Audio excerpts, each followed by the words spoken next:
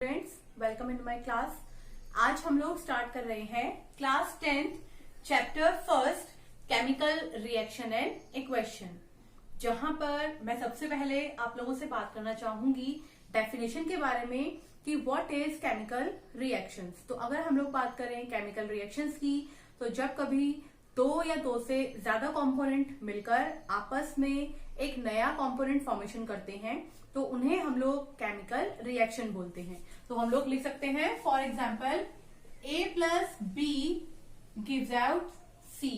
तो यहाँ पर दो या फिर दो से ज्यादा कंपोनेंट मिलकर एक नया कंपोनेंट फॉर्म कर रहे हैं, तो ये हमारा एग्जाम्पल है केमिकल रिएक्शन का।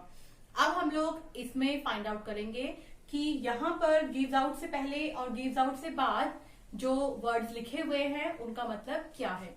तो अगर हम लोग बात करें A प्लस बी, तो इसको हम लोग बोलेंगे रिएक्टेंट, और अगर हम लोग बात करें यहाँ पर C, तो उसको हम लोग बोलेंगे प्रोडक्ट।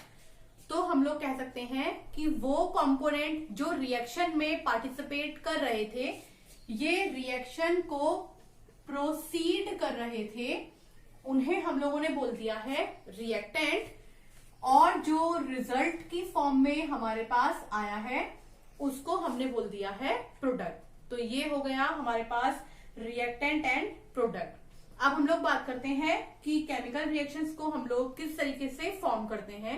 उसके लिए हम लोग कुछ सिंबल, कुछ वर्ड्स का यूज करते हैं, वो आज मैं आप लोगों को एक्सप्लेन कर रही हूं। सेम रिएक्शन के अंदर A plus B gives out C plus D। हमने अभी बात कर ली है कि हमारे पास रिएक्टेंट हमेशा रहेंगे LHS यानी कि लेफ्ट हैंड साइड में, और हमारे पास प्रोडक्ट हमेशा रहेंगे RHS यानी कि राइट हैंड साइड में। तो आप लोग समझ सकते हैं कि रिएक्टेंट हमेशा लेफ्ट हैंड साइड में रहेंगे एंड प्रोडक्ट हमेशा राइट हैंड साइड में रहेंगे। अब हम लोग बात कर लेते हैं कि यहाँ पर जो ये एरो लग रहा है, इस एरो का मतलब क्या है। अगर हम लोग बात करें इस एरो की, तो हम लोग इसको बोलते हैं फॉरवर्ड, क्योंकि A plus B reactant forward reaction करने के बाद हम लोगों को दे रहे हैं प्रोडक्ट। तो ये साइन जो हम लोगों ने शो किया है, इसको हम लोग बोलेंगे फॉरवर्ड। अगर हम लोग इस साइन को इस फॉर्म में लिख देते हैं तो हम लोग इसे बोलेंगे बैकवर्ड। तब हमारे पास इस रिएक्शन के अंदर रिएक्टेंट एंड प्रोडक्ट बदल जाएंगे, क्योंकि ये रिएक्शन अब हम लोग बैकवर्ड डायरेक्शन में भेज रहे हैं। तो ये हो जाएंगे हमारे पास रिएक्टेंट और ये हो जाएंगे हमारे पास प्रोडक्ट। अब हम लोग यहाँ पर एक रिएक्शन ऐसी लिखते हैं जिसके अंदर ये दोनों साइन एक साथ यूज किए जाते हैं। अब आप देख सकते हैं कि मैंने हाफ साइन बनाया है फॉरवर्ड रिएक्शन का और हाफ साइन बनाया है बैकवर्ड रिएक्शन का। तो इस साइन को हम लोग बोलते हैं इक्विलिब्रियम। तो हम लोग कह सकते हैं कि ये रिएक्शन इक्विलिब्रियम पर है। इक्विलिब्रियम का मतलब होता है कि 50% प्रोडक्ट एंड 50% रिएक्टेंट, यानी कि हमारे पास रिएक्शन स्टार्ट होने से पहले 100% रिएक्टेंट थे, लेकिन जैसे ही हमारी रिएक्शन हाफ टाइम कंप्लीट कर गई, यानी कि 50% प्रोडक्ट हमारे पास आ गया है, अब ये रिएक्शन वापस बैकवर्ड जा रही है। तो ये हाफ एरो शो कर रहा है फॉरवर्ड रिएक्शन को और हाफ एरो शो कर रहा है बैकवर्ड रिएक्शन को, इसीलिए हम लोग इस रिएक्शन को बोल देते हैं इक्विलिब्रियम।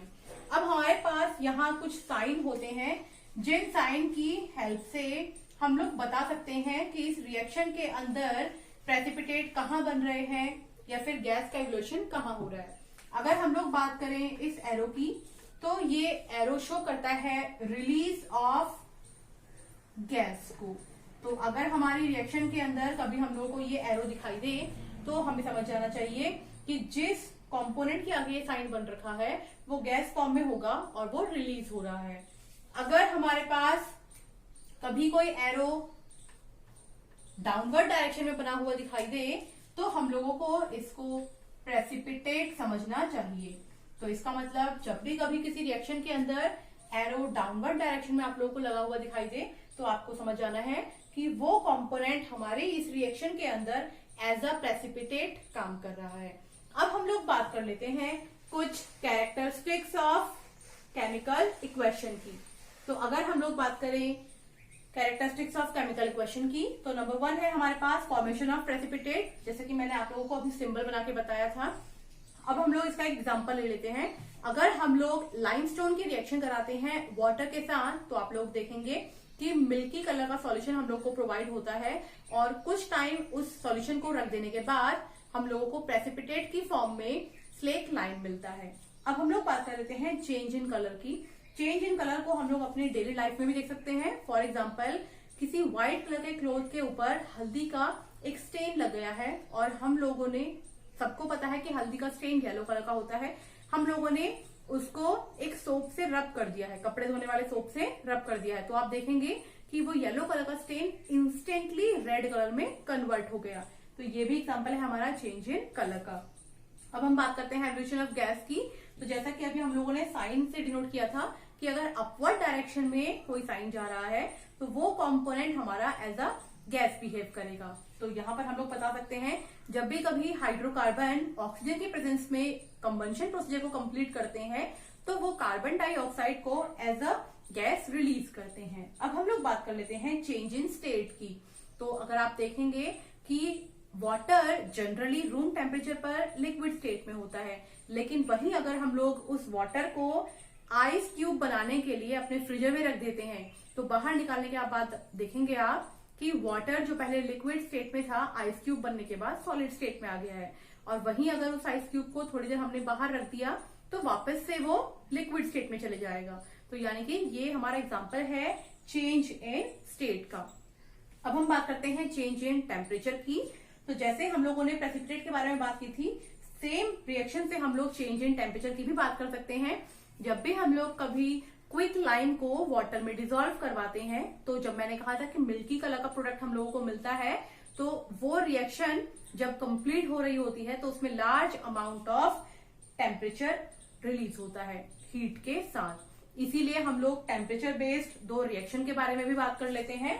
एक होती है हमारे पास एक्सोथर्मिक रिएक्शन और एक होती है हमारे पास एंडोथर्मिक रिएक्शन। हम लोग इन रिएक्शन के बारे में आगे और डिस्कशंस करेंगे। यहाँ मैं आपको एक जनरल हिंट दे देती हूँ। जब भी कभी किसी रिएक्शन के अंदर से large amount of heat release होता है तो हम लोग उसको बोलते हैं एक्सोथर्मिक रिएक्शन, जैसा कि हमने यहाँ एग्जांपल स्लेक लाइम का लेके बात की थी। और जब भी हम लोग कभी बात करें एब्जॉर्प्शन ऑफ हीट की, रिएक्टेंट पहले हीट को एब्जॉर्ब करेगा और फिर रिएक्शन को कंप्लीट करेगा, तो वो होता है हमारा एंडोथर्मिक रिएक्शन। आगे आने वाली वीडियोस में हम लोग और बहुत सारे टॉपिक के बारे में बात करेंगे। आज के लिए इतना ही।